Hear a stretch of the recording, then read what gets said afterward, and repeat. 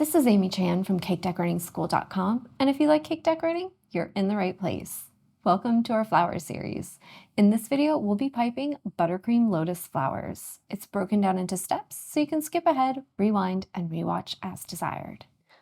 We're going to start making the colors for a lovely little lotus flower, and I'm going to start with my yellow. I'm using American Style Buttercream and the following liquid gel colors: lemon yellow, neon bright pink, and finally, red. I'm going to start with the color for my center, so I'm going to be using just a nice little drop of yellow. That's it. We just want to make a nice, vibrant yellow color.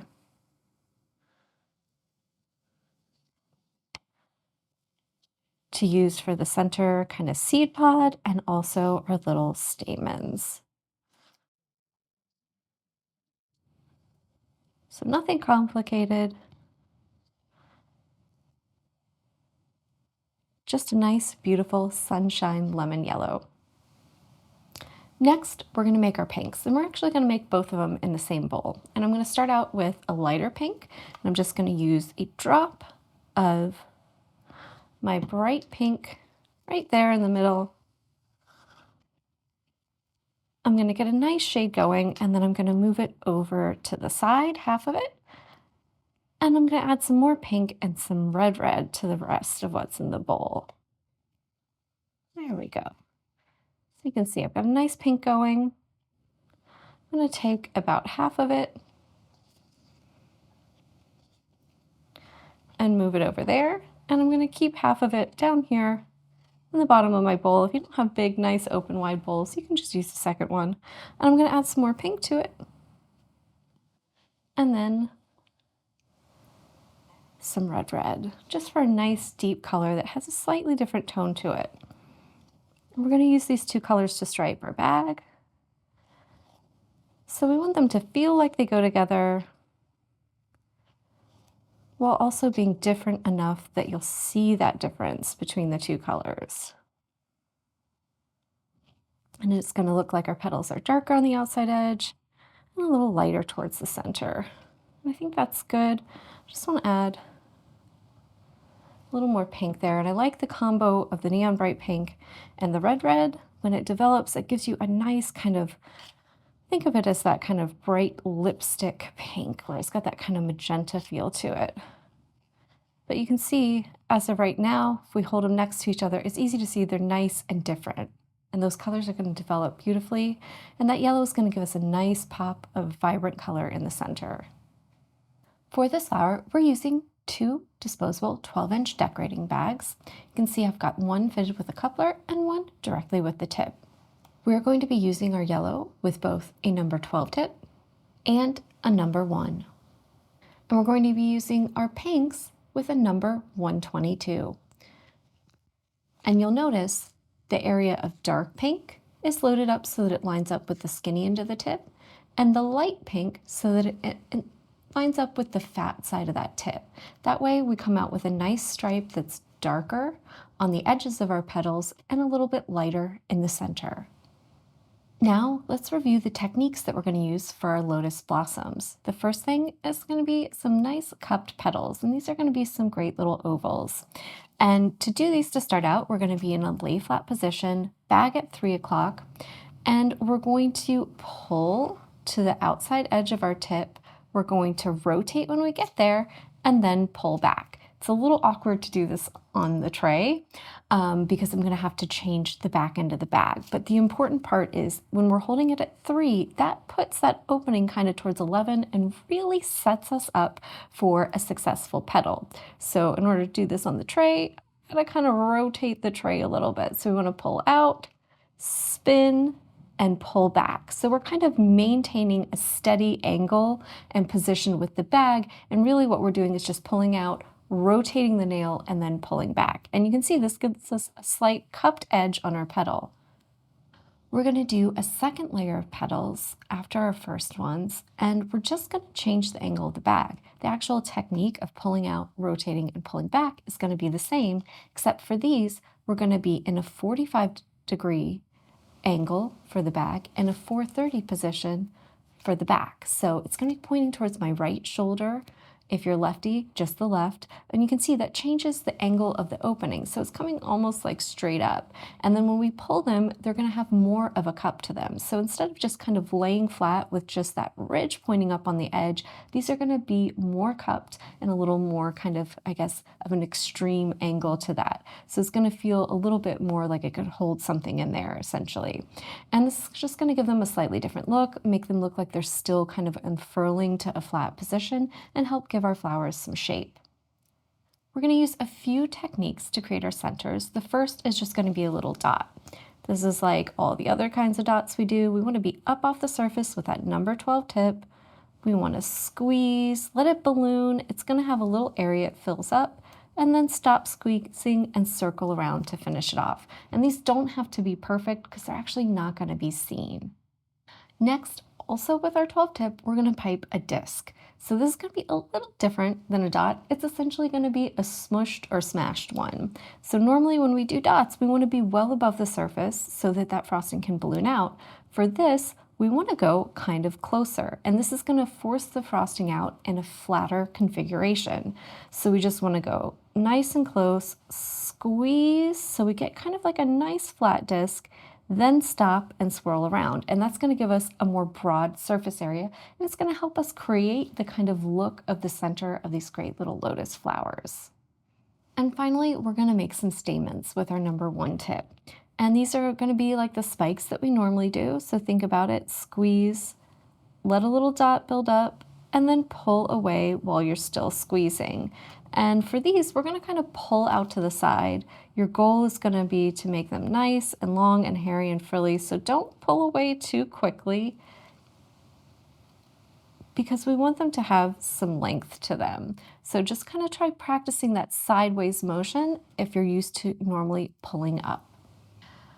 Now that we've gone over our techniques, let's talk about how we're going to combine them all together to create some beautiful lotus blossoms. We're going to start with our first layer of petals. So we're going to be with our bag of pink, our 122. And the important thing here is that we want to line ourselves up and then move that tip away from the middle. When we pipe our first row of petals, we want to be away from the center and leave a nice void in that area. That's going to leave room and set us up for our second layer of petals and give us ample space for those big kind of gorgeous bold centers that they have. So we're going to pipe that first layer of cupped oval petals, and I'm going to try and get like 7 or 8 in there. Then we're going to change the orientation of the bag. So first layer is going to be flat and 3 o'clock. Second layer, it's going to be 45 degrees and 4:30. And we're going to move a little closer to the center. Start offset between 2 of those petals. And we're just going to pipe 6 of those, and they're going to have a bit more of a cupped feel to them because of that different orientation of the bag. So think the cupping is going to be a little more extreme. It's going to look a little bit more concave, if you will, right? And we're going to do 6 of those. So that should fill up a little more of that center area. Once we get done with our second layer of petals, we're going to move to our bag of yellow. Start with the 12 tip on it. We're going to do a small dot in the center. That's really just to kind of fill in the tiny void that should be left there and give us a little bit of a surface to pipe on top of. I'm going to change to my number 1 tip, go all the way around with some stamens, and we're going to pull towards the sides. So think about pulling along with the same angle as the petals, get it nice, kind of full, do like 2 layers if you need to or want to.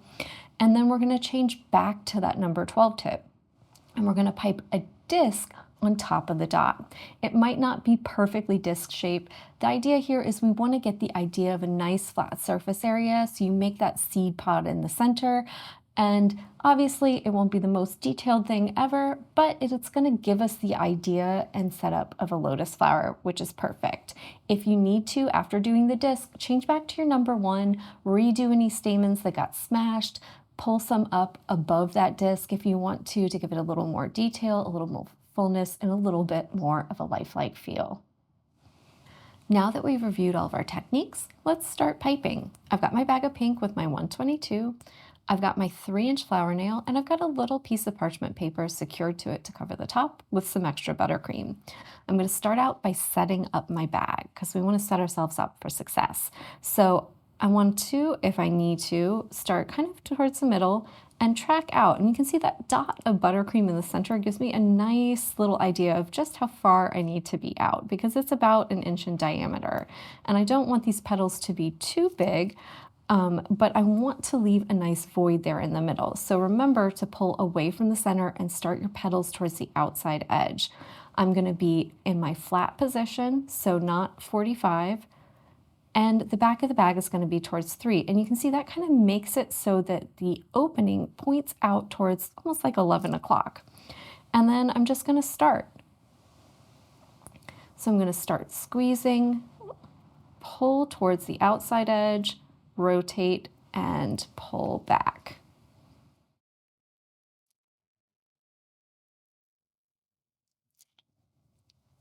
I'm going to keep going, and my goal is to get 8 petals around the outside edge. So we're just going to keep going right next to the one we did before, out, rotate, and back.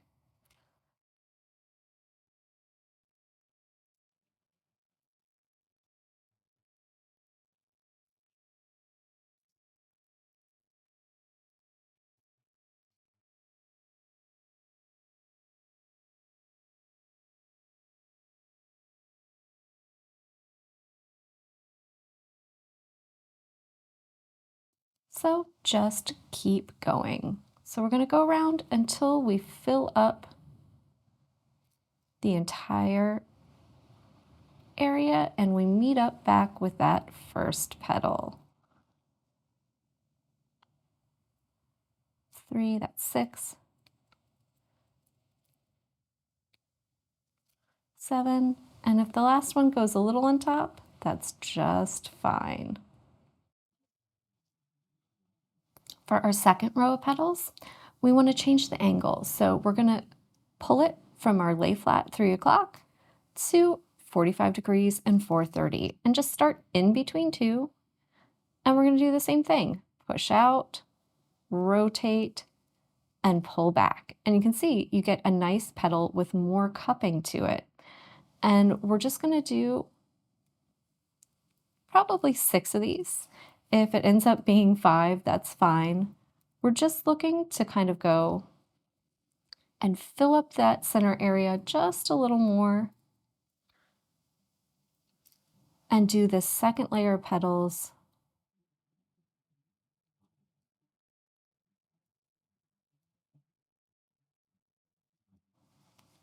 and take up some more of that room. And you can see it gives it a little more height there. They've got more of a cup to them, and it gives the flowers a little bit of volume when viewed from the side.